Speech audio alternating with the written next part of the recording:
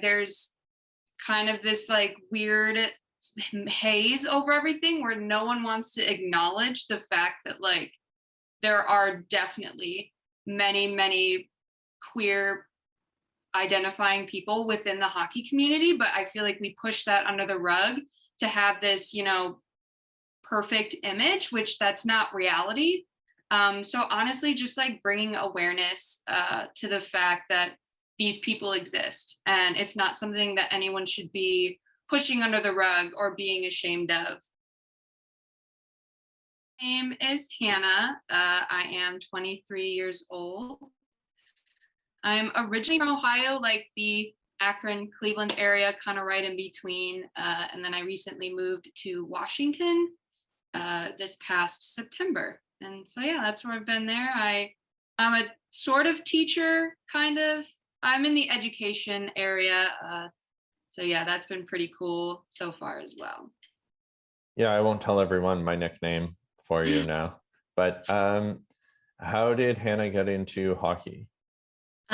So the earliest I can remember, my dad is a paramedic and fireman, and he would play just like pickup games with the guys on his department. And so some of like my earliest memories are going to a local rink in Parma and watching him play with his friends, and then like my sister would be there, and then he would take us on the ice afterwards. And so that was kind of like early childhood, like how I got into it, but I didn't really dive full into it probably until high school. I don't even remember how that happened. I think someone had mentioned something and it kind of like made this switch in my head where I was like, oh, I forgot like how great hockey was as a sport. And so I kind of just started getting back into it, going to a bunch of Monsters games, and then eventually going to like a bunch of Blue Jackets games. And yeah, it's just spiraled from there. Yeah. And what do you love about hockey? That's a difficult question because there's a lot of things that I love, but there's also a lot of things that I don't. We'll get into those, I promise. Yeah, there's a lot of like good memories that I have. It brings on like a lot of, memories with my family, memories with my friends. Like going to games was always like a really good experience for me. Like, hanging out and just that sort of community aspect, being all for the same common goal. Like, obviously we want your home team to win. So there's always that good atmosphere. So yeah, I like that part about it, like the whole personal experience. Based off your intersection of identities, how could hockey be better for you? And also, how could it be better for the queer community as a whole? We would be here for a long time if I went into everything, but I think baseline, just more awareness and talking about it. There's kind of this like weird haze over everything where no one wants to acknowledge the fact that like there are definitely many queer identifying people within the hockey community, but I feel like we push that under the rug to have this, perfect image, which that's not reality. So honestly, just like bringing awareness to the fact that these people exist and it's not something that anyone should be pushing under the rug or being ashamed of. I think about like what Pride Month and how teams handle that and how organizations handle that. And it's disheartening as a fan to realize that, these organizations don't really have my back. And it's more of like a publicity thing for them rather than a, personal thing to like support their fans. So yeah, I think about when I had season tickets with the Blue Jackets, and this was a few years ago. And so I wasn't as educated then. But now I see that, and I see that I gave so much to an organization that didn't really care. And that's a little like, it hurts a little bit. In knowing all this, what keeps you in the sport?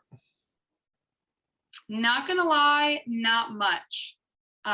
What's been nice though is that I have found, like, through being a hockey fan, I have found good organizations that do support in awesome ways. The Kraken have just, they're on the rise, and I'm kind of putting a lot of hope and faith into that. I've really gotten into Seattle Pride Hockey Like Association. I just recently followed them and started supporting that avenue. Um, so I'm finding a lot of like different communities and different organizations that do support what I value. So I'm kind of taking off with that, and kind of trying to leave like the old things in the past and trying to look for and advocate for better organizations. So that's kind of what's keeping me on board. What gives you hope for queer people in the sport moving forward? This, to be honest, like, or like you doing what you're doing now, and through me finding out new organizations and programs that support, the queer community. I'm supporting them and seeing their values and their future projections of what they want the future of, hockey to look like. So it's hopeful, and when I look at that, but as like in the present, it's really hard to see that. But like, I see all these people advocating, and a lot of like young people and more people each year are also advocating and supporting. So that does give me hope.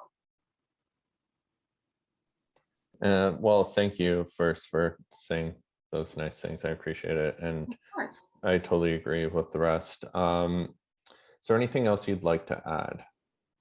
I guess I would want people to be more mindful. Like I work with high school students, and their morale is low just given the circumstances now, but a lot of them are part of the queer community, and it's so difficult, because I mean, I don't try to like hide anything from my students, so they know that like coming to me is a safe space, and a lot of them have expressed like, you know that they don't feel supported in like anywhere, like within their school, within their sports programs, just about anywhere.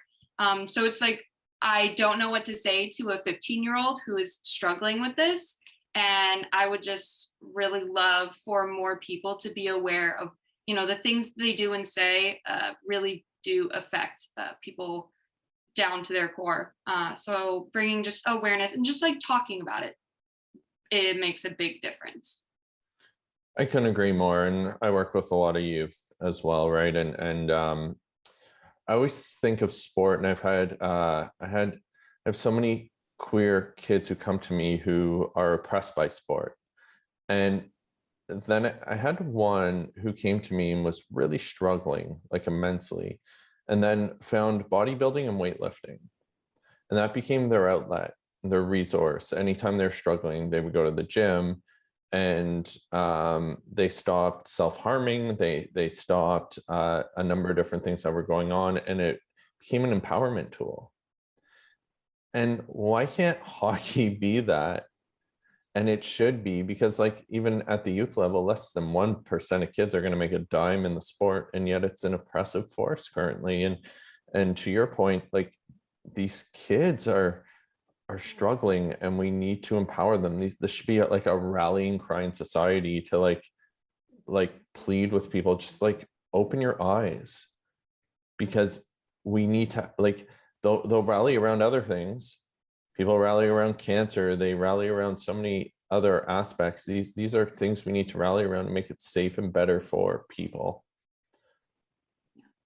Hannah, well, thanks. I want to thank you so much. And I'm grateful to you that you work with youth, and grateful that you are a safe space and a resource to them. The impact that has is it can't be quantified. It matters so much, and it's going to change the world. So thank you. Thank you. Same to you.